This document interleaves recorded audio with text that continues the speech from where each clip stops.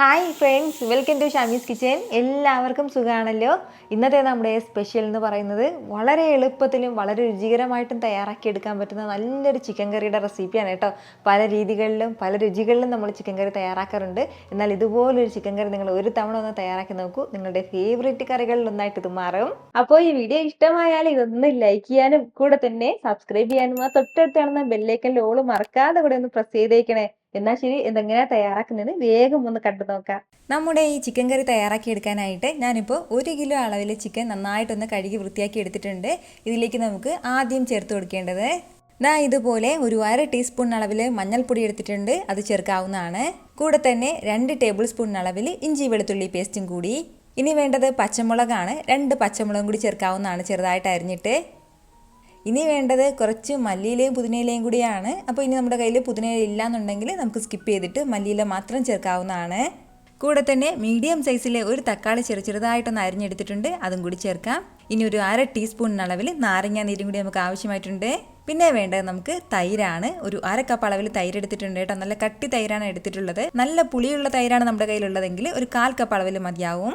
ഇനി ഇതിലേക്കും ആവശ്യമായിട്ടുള്ള ഉപ്പും കൂടി ചേർത്ത് കൊടുക്കാവുന്നതാണ്.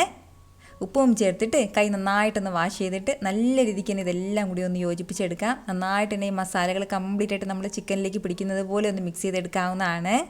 ഈ ഒരു രീതിക്ക് നന്നായിട്ട് ഞാനിതൊന്ന് യോജിപ്പിച്ചെടുത്തിട്ടുണ്ട്. ഇനി നമുക്ക് വേണ്ടത് ഇതൊരു 1/2 മണിക്കൂർ ഇങ്ങനെ ഒന്ന് റെസ്റ്റ് ചെയ്യാൻ വേണ്ടി മാറ്റി വെക്കാം.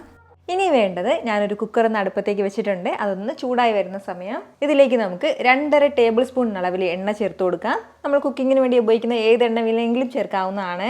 എണ്ണ ഒന്ന് ചൂടായി തുടങ്ങുമ്പോഴത്തേക്കും പിന്നീട് നമുക്കിതിലേക്ക് വേണ്ടത് ചെറിയൊരു പീസ് അളവിൽ കറുവാപ്പട്ടയും 2 ഏലയ്ക്ക 3 ഗ്രാമ്പും എടുത്തിട്ടുണ്ട്, അത് ചേർക്കാവുന്നതാണ്. ഇത് ഇത്രയും ചേർത്തിട്ട് ലൈറ്റായിട്ട് നമുക്കൊന്ന് വറുത്ത് കൊടുക്കാം.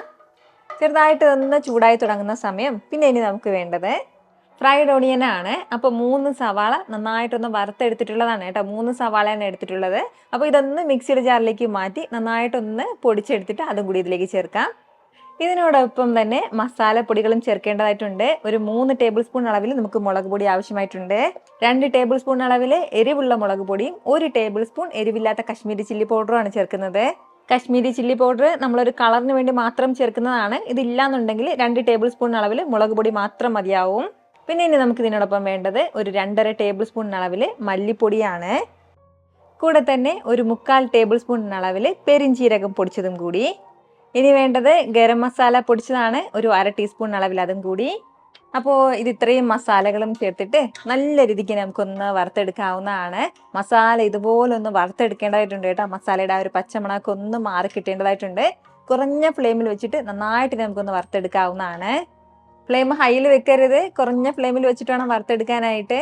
മസാല കംപ്ലീറ്റ് ആയിട്ട് ഞാൻ ഇതുപോലെ ഒന്ന് വറുത്തെടുത്തിട്ടുണ്ട്. നല്ലൊരു ഫ്ലേവറൊക്കെ വന്ന് തുടങ്ങിയിട്ടുണ്ട് മസാലയുടെ. ഈ ഒരു സമയം നമുക്ക് 1/2 മണിക്കൂറായിട്ട് മാരിനേറ്റ് ചെയ്ത് വെച്ചിരിക്കുന്ന നമ്മുടെ ചിക്കൻ ചേർക്കാവുന്നതാണ്. കൂടെ തന്നെ ഒരു അല്പം കറിവേപ്പിലയും കൂടി. ഇനി ഒരു 1/4 കപ്പ് അളവിൽ മാത്രം നല്ല ചൂടുള്ള വെള്ളം കൂടി ചേർക്കാം. ഇത് ഇത്രയും ചേർത്തിട്ട് നല്ല രീതിക്ക് തന്നെ നമുക്കൊന്ന് ഇളക്കി മിക്സ് ചെയ്ത് കൊടുക്കാവുന്നതാണ്. ചിക്കനിലേക്ക് ഒരുപാട് വെള്ളം ചേർക്കരുത്, കാരണം നമ്മുടെ ഈ തൈരും ചിക്കനിലും അത്യാവശ്യം വെള്ളം ഉണ്ട്, അത് നന്നായിട്ട് തന്നെ വന്നിട്ടുണ്ടാവും. അപ്പോൾ അതിൻ്റെ പേരിൽ കൂടുതൽ വെള്ളം ചേർക്കരുത്. നമ്മുടെ ഈ മസാല എല്ലാം നമ്മുടെ ചിക്കനിലേക്ക് പിടിക്കുന്നത് പോലെ നല്ല രീതിക്ക് തന്നെ ഒന്ന് യോജിപ്പിച്ചെടുക്കാവുന്നതാണ്. ഇതുപോലെ നന്നായിട്ട് നമ്മുടെ ഈ ചിക്കനും മസാല എല്ലാം ഒന്ന് യോജിപ്പിച്ചെടുത്തിട്ടുണ്ട്.